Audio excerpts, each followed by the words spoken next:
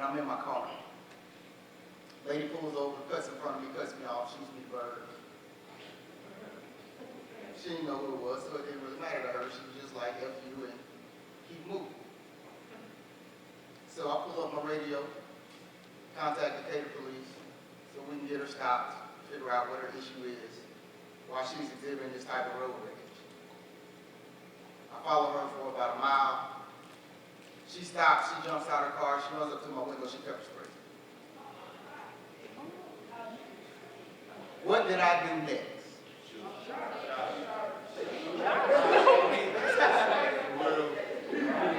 I absolutely did none of those. I absolutely did none of those. You know what I actually did? I did nothing. It absolutely was. I absolutely did nothing. I pulled up my radio, I was blinded, had pepper spray all in my glasses and in my eyes. I contacted Decatur by radio again. I let them know where we were. I held my mic open so they could hear this lady cussing and fussing in the background. And I sat there until the police got there. Would I have been justified in using force with this female? I absolutely would. But did I exercise restraint? Because that was the most proper thing to do. I absolutely did. And that's what I implore you young people to do. There are going to be many situations that you're going to have with police, unfortunately, and you're not going to agree with what's being said or done. I'm asking you to exercise restraint, because that's going to save your life. What you don't want to do, this is a police officer. They have a sergeant, they have a lieutenant, they have a captain, they have a major. So if you feel like you're being violated, talk to your parents and file a complaint. They have an internal affairs office, and all they do is entertain complaints. But we don't complain. We want to fight on the street. You can't win with an officer on the street. You're going to lose every time. So don't do that. Get away to your parents and go down to the precinct and file a complaint, and they'll investigate that. Don't try to fight that officer. You're going to lose every time. Another question. All right. Ask your question again. How many people have been shot? So let me ask you this. Why do you think that that's occurred in my career? What makes you think? You said you work with people that do you work with the individuals. So some of you are not just going to work out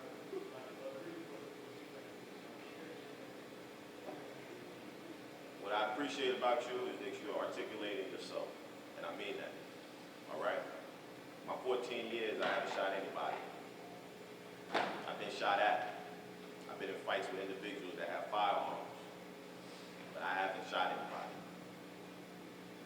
So when Officer Thomas talks about restraint, yeah, there's about 2 situations that I was legitimately justified to, but I didn't. That person's still alive, they locked up, and they probably went somewhere else before they went to jail.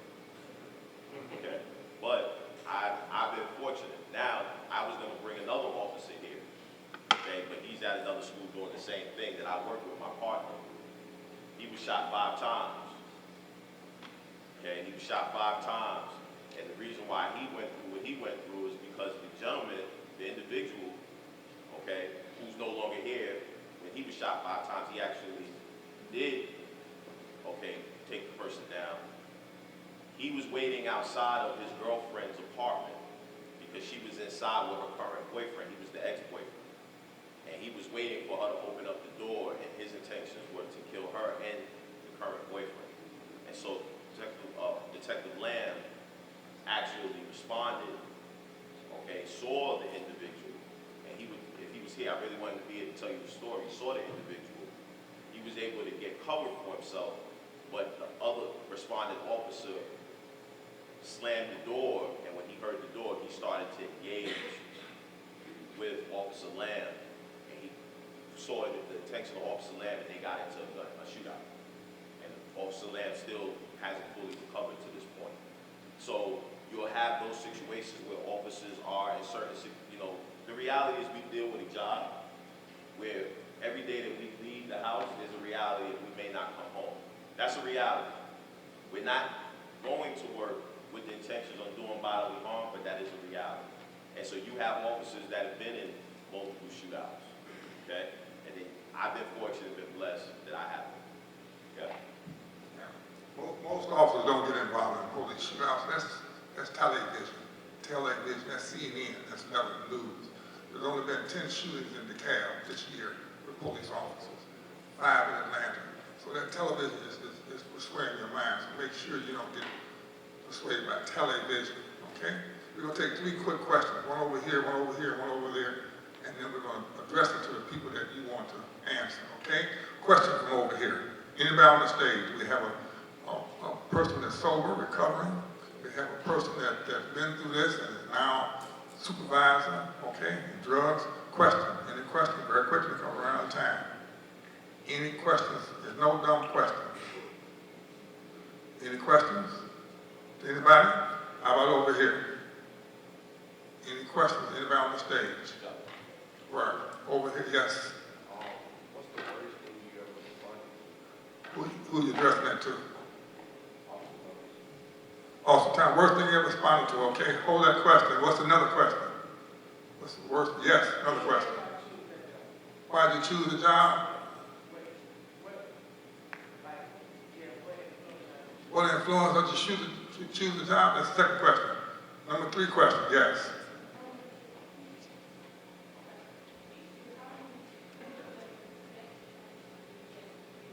How many sex traffickers do you actually catch? And you may deal with that a little bit, sex trafficking. Anybody wants to deal with it? Okay, number 1, and another one, 4, yes.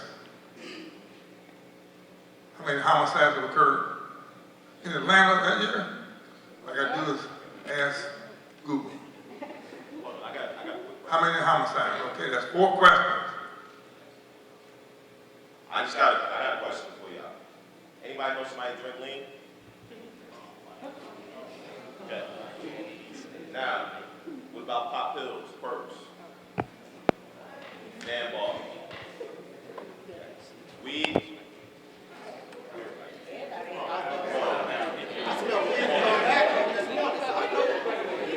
on now. Weed, right? Okay. All right. Let me ask y'all this. Y'all know anybody that's done heroin? You said hell no. They said hell no. I said y'all know anybody that's done heroin? What about Molly? E-pills, ecstasy pills? What about methamphetamine? Methamphetamine? That's a white person drug. I like that. It's a white person drug. Right? About cocaine. Hard, salt. About hard. You know somebody's done crack cocaine. Okay. So I'm asking these questions, right? Listen, I want y'all to hear what I'm about to say, because we deal with drugs, too. I asked about perks. I asked about lean. Okay, which is promethazine, codeine. I asked about Xanbar, Xanax, right? Very quickly, those are gateway drugs to heroin. So let's be clear.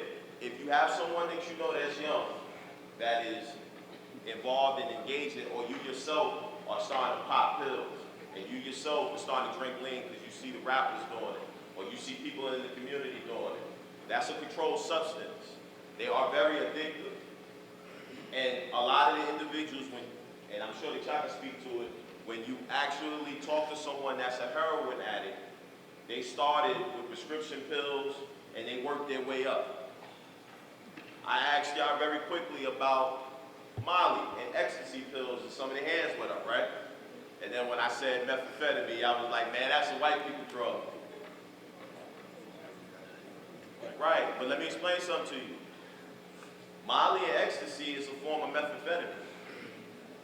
It's an MDMA. Are y'all hearing what I'm saying here?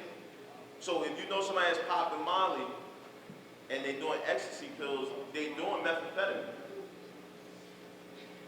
So I want y'all to keep that in mind. And I'm gonna say this, drug dealers don't know what they have and what they're selling. They're just trying to make the sale. You are kids and y'all are impressionable. Y'all don't even know what y'all may be taking. Y'all are just taking it. And that's how it starts. And just that fast, it can go from sugar to shit. And I'm so serious about this. Just like y'all don't necessarily know. Those are all opiates as far as lean, promethazine, codeine, as far as the Percocets. I'm gonna sit here and say this to you, because we deal with race. Crack cocaine in the 80s destroyed the African American community. Destroyed it. We still haven't recovered. When you see some of the individuals that's out here on the streets, they have mental health issues. A lot of it has to do with just drug addiction, maybe through the pipeline as far as family. And I'm sitting here saying, it wasn't an issue when it was dealing with us. But you want to know what Congress just passed and what Trump is trying to do when it comes down to prescription pills? Because it's affecting certain communities. So y'all have to keep that stuff in mind.